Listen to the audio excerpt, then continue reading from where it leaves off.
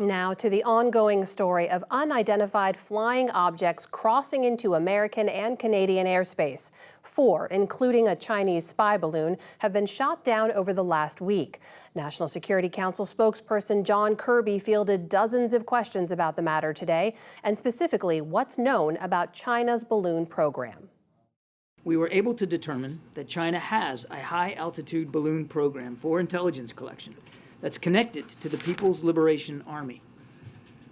It was operating during the previous administration, but they did not detect it. We detected it. We tracked it. And we have been carefully studying it to learn as much as we can. For more on the detection and decisions to shoot down these objects and where they could be coming from, we turn to retired Major General Scott Clancy. Formerly of the Canadian Air Force, his last assignment was Director of Operations at the North American Aerospace Defense Command, or NORAD. General Clancy, welcome and thanks for joining us. John Kirby and other officials have said we're seeing more of these objects in part because we're looking more, right? There have been some changes at NORAD in terms of ratcheting up the defense detection there. Explain to us what's happened. What's different at NORAD? What are they seeing now they weren't before? So that's a great question. General Van Erck alluded to it in his Pentagon briefing, the commander of NORAD, right after the shoot down of the Chinese balloon, the very first object. And what he said was he had intelligence gaps that he has since closed. And then after the first shoot down of these unidentified objects in Alaska, it was made clear that they have changed the filters on the radars. So what that means is that when you have radar data that's coming in, it can be overwhelming to the operators of that, so that they will filter out those things that aren't pertinent to the threats that you're expecting.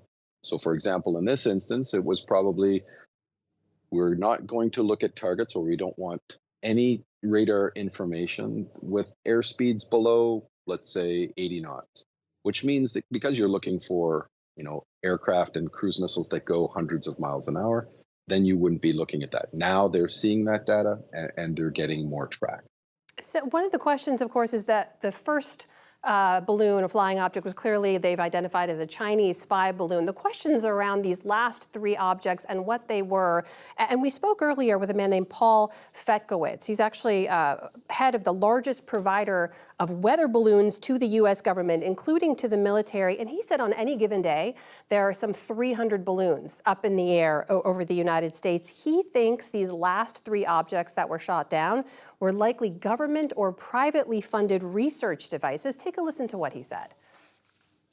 Now NORAD is picking up, potentially lighting up like a Christmas tree, because they're picking up all these funded research programs.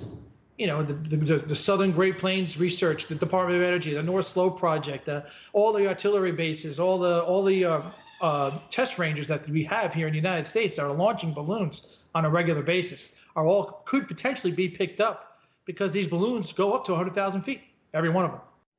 General Clancy, could he be correct? Sure, he absolutely could be correct. As General Van Erck alluded to, and I think that all the agencies in both nations are being very prudent with respect to attribution of what these things are until they get some idea from the wreckages of exactly what they are. Now, I will cause a little bit of concern here. It could be these things. That doesn't really ring true to me, however. And here's the reason why. In NORAD, not all of these research elements, but the vast majority of weather balloons that are launching within the flight restrictions of the FAA. We're saying that then very quickly afterwards, they're going to come back down to that. That's not how these balloons are set to operate, and that's why they're not a threat to civil aviation.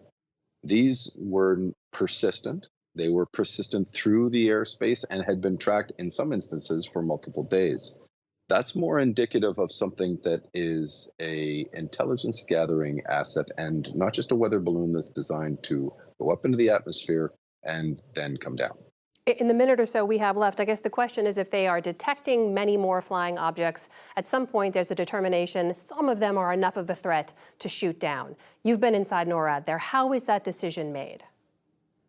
It's made through a complex web of categorization of those systems. And the first step in that is identifying exactly what that is, and which is why NORAD launched aircraft to obtain visual identification of them prior to engaging them. I think the predominant rationale or category or in factor that was involved in these last three was the risk to civil aviation. And that's why that decision was made at that time.